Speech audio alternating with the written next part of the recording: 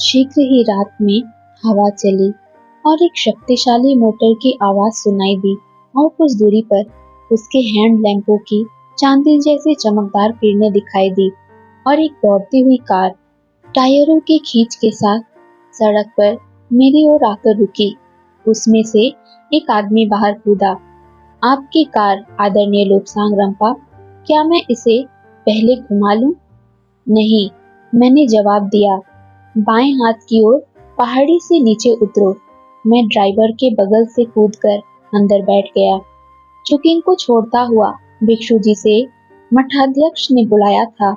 Driver को और शक्तिशाली कार को पाने के लिए दौड़ कर आया। वास्तव में ये एक शक्तिशाली वाहन था, एक गहरी काली अमेरिकन मोटर।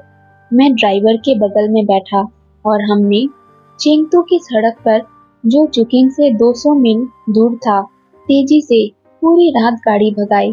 मैं पीछे बैठा और सोचता रहा। मेरे दिमाग में मेरे प्रिय शिक्षक लामा मिंग्या डोंडिप का विचार और जिस ढंग से उन्होंने मुझे प्रशिक्षित किया और वह सब जो उन्होंने मेरे लिए किया था, मेरे माता पिता के बजाय वह मेरे लिए अधिक महत्वपूर्ण थे। मेरे दिमाग में मेरे प्रिय शासक के विचार भी थे। 13वें दलाई लामा अपनी श्रृंखला की अंतिम कड़ी, क्योंकि पुराना भविष्य कथन यह कहता था कि 13वें दलाई लामा गुजर जाएंगे और उनके गुजरने के बाद तिब्बत में एक नई व्यवस्था आएगी। 1950 में चीनी साम्यवादियों ने तिब्बत में अतिक्रमण प्रारंभ किया, परंतु इससे पहले साम्यवादियों का तीसरा स्तंभ लहासा में रहता था। मैंने इस समय के ऊपर विचार किया, जो मैं जानता था कि ये सब होने वाला है। मैं इसे 1933 से पहले जानता था, क्योंकि सब कुछ ठीक वैसा ही हो रहा था जैसा कि भविष्य कथन में कहा गया था। इसलिए हम 200 मील दूर स्थित चेंगपू के लिए पूरी रात दौड़ते रहे। सूरज की पहली किरणें आकाश में चमकी, सड़क समाप्त हुई। कार इससे आगे नहीं जा सकती थी।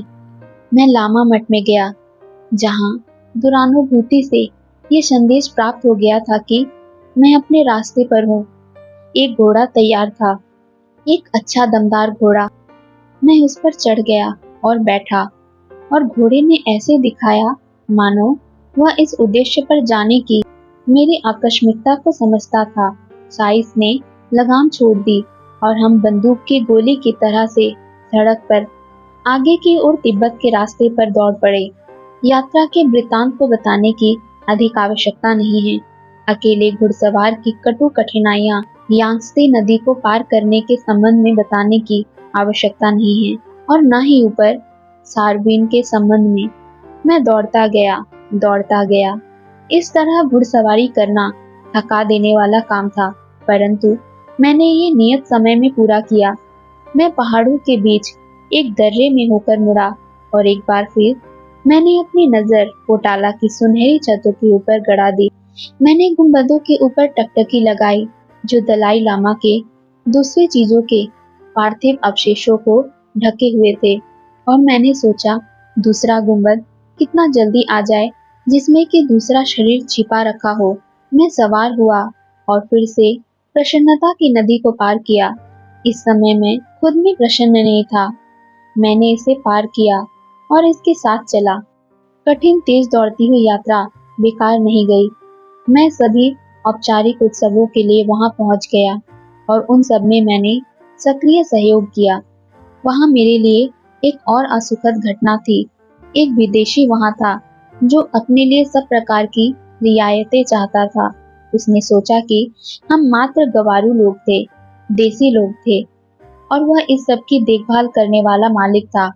वह हर एक को देखता हुआ हर चीज में सामने रहना चाहता था, और चूंकि मैं उसके स्वार्थी उद्देश्य की पूर्ति नहीं कर सका, उसने एक मित्र को रिश्वत देने की कोशिश की, मुझे एक कलाई घड़ी देने की पेशकश की। उसने मुझे हमेशा अपना शत्रु समझा, मुझे और मेरे लोगों को मारने के लिए अपने आपे से, अपनी सीमाओं से बाहर हो गया।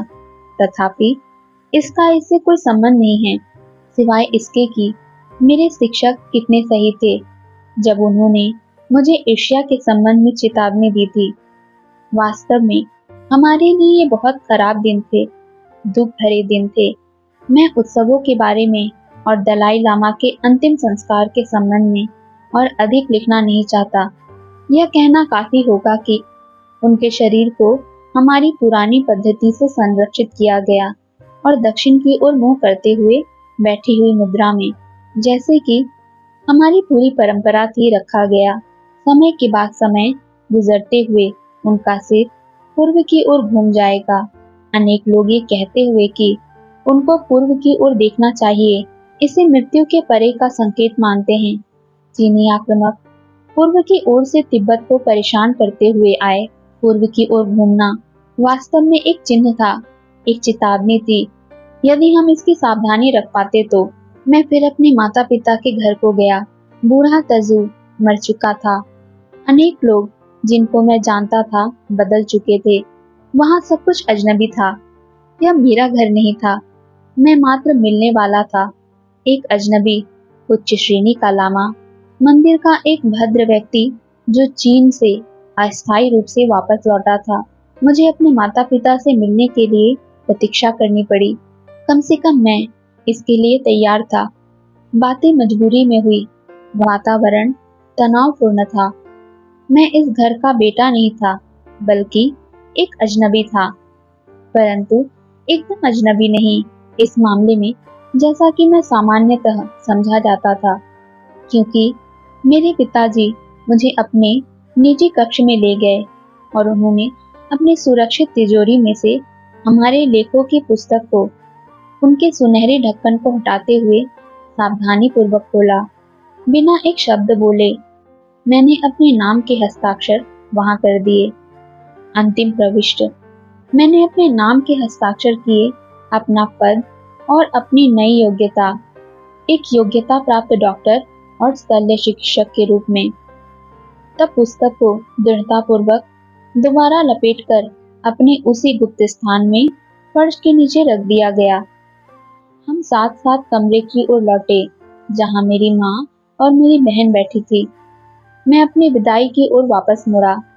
आंगन में साइस मेरे घोड़े को पकड़े हुए था। मैं घोड़े पर सवार हुआ और बड़े दरवाजे में से होकर अंतिम बार निकला। ये बहुत दुखी दिल से था कि मैं लिंगपुर वाली सड़क पर मुड़ा और अपना रास्ता मेन्जो कांग की ओर बढ़ाया।